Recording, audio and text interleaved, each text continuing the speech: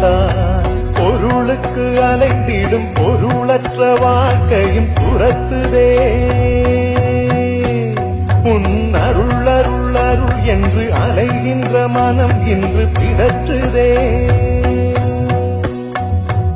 அருள் விழியால் நோக்குவாய், மலர்பதத்தால் தாங்குவாய், உன் திருக்கரம் எனை அரவணைத்துணதருள் பெற பிச்சை பாத்திரம் ஏந்தி வந்தேன் ஐயனே.